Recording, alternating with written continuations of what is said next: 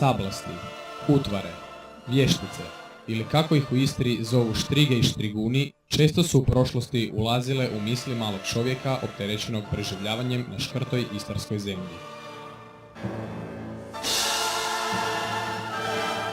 Duhovnici često ni sami nisu imali odgovore na mnoga pitanja, pa se stvarao jedan paralelan svijet strahova, nemoći, mašte, mitova i legendi.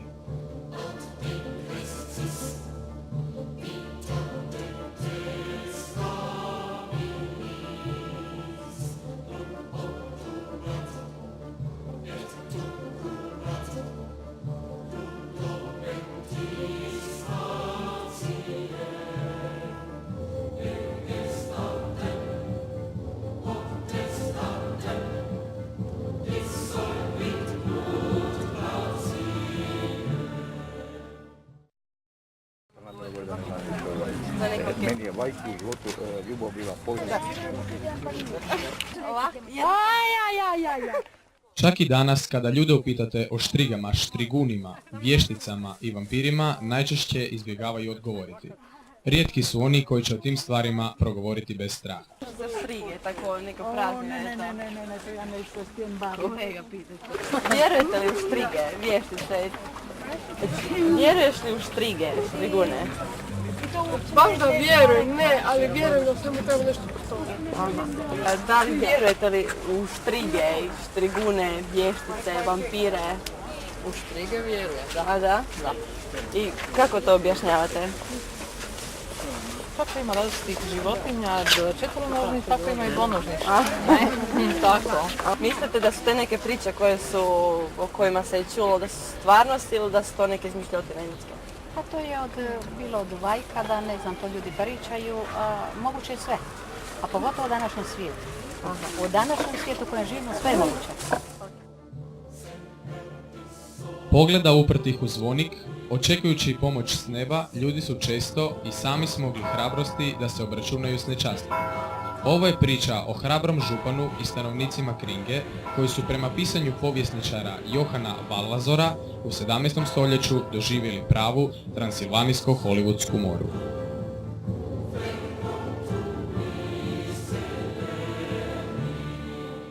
Trgovište Kringa nalazi se u Istri, 17 milja daleko od Ljubljane, a milju puta od Pazina, u plodnoj okolici. Premda je tlo kamenito, ima lijepih njiva, obrađenih polja i vinograda, a u blizini je i šuma. Valvazor piše kako je Jure Grando sahranjen po kršćanskim običajima na mjesnom groblju u Kringi, nakon čega je počeo ustajati iz groba, šetati ulicama, kucajući na vrata prestravljenih ljudi.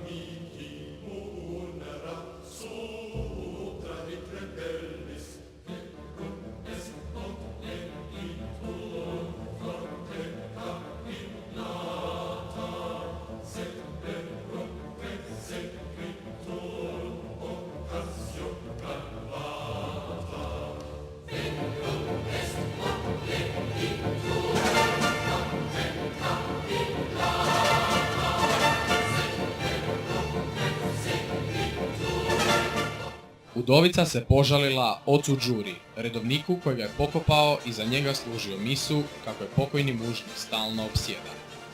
Jesmete mi, brate, svakog dana vidim svog muža.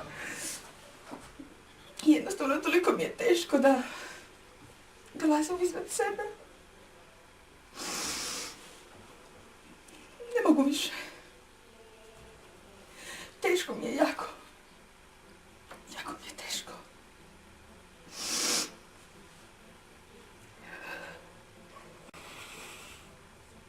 Meni je jako teško.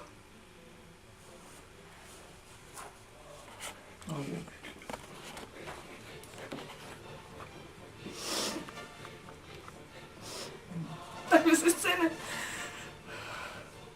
ponavljaju stalno.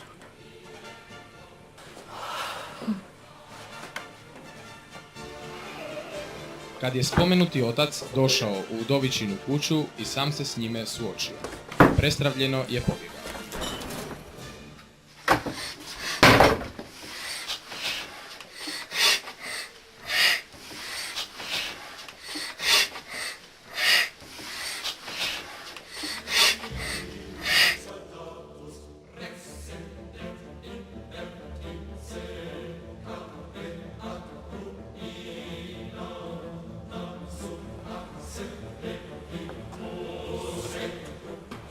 Jadna udovica nije više mogla trpjeti stalna napastovanja, te je otrčala do župana Mihe Radetića da joj pruži pomoć protiv njezina pokojnog muža.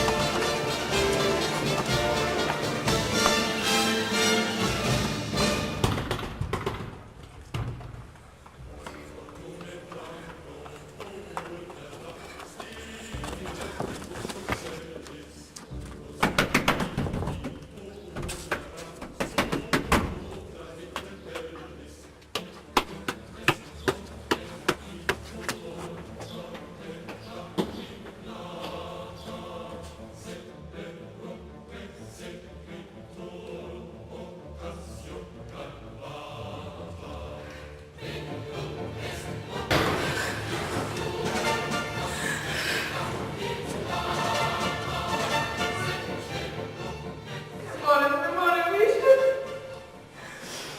Ne moram.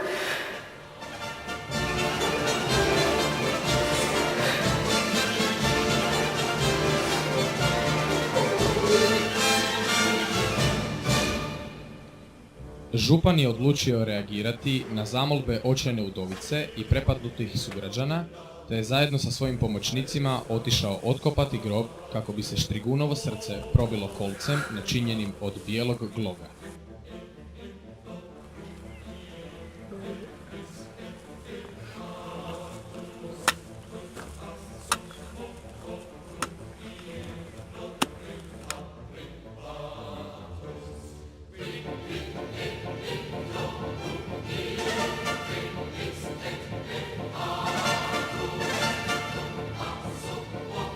Kada su otvorili mrtvački sanduk, vampir je imao crvene obraze.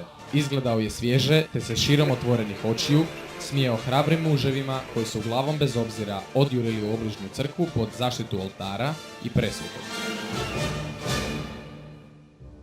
Ohrabreni domaćim vinom i svećenikom, koji je ovog puta odlučio otići s njima, uputiše se na grob gdje su zatekli situaciju jednaku onoj od prije nekoliko sati. Kada je redovnik položio raspelo pred lice Štriguna, počeo je izgovarati. Gledaj, Štrigone, tu je Isus Krist koji nas je otkupio od pakla i za nas umro. A ti, Štrigone, ne možeš imati mira. Vampir se tada počeo grčiti i plakati.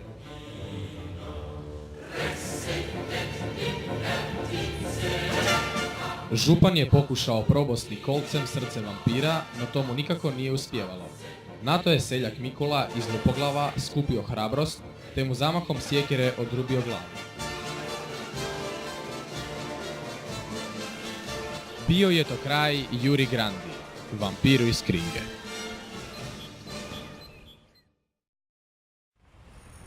Jure Grando je najpoznatiji evropski vampir nakon grofa Drakule, ali mnogi pisci raznih vampirskih zbornika u zadnjih 200-300 godina nisu Jure Granda odmah locirali u Istru zbog jedne zanimljivog pogrešnog tumačenja nekih detalja iz Valvazorovih zapisa. Naime, Valvazor je koristio u svojim tekstovima kao mjeru udaljenosti takozvanu austrijsku milju, koja iznosi 7,5 km.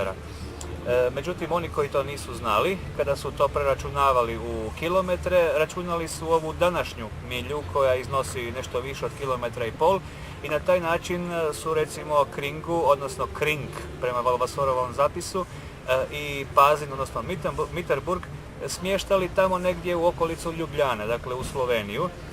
I nažalost tu je došlo do nekoliko grešaka, pa je Jure Grando prozivan slovenskim vampirom.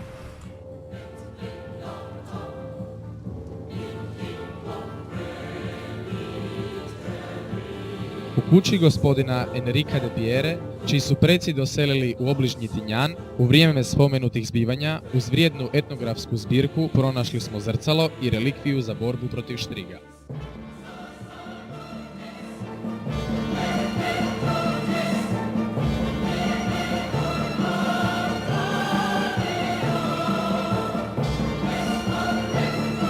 Danas mladi u Kringi pokušavaju tradiciju Jure Granda iskoristiti na unosniji način.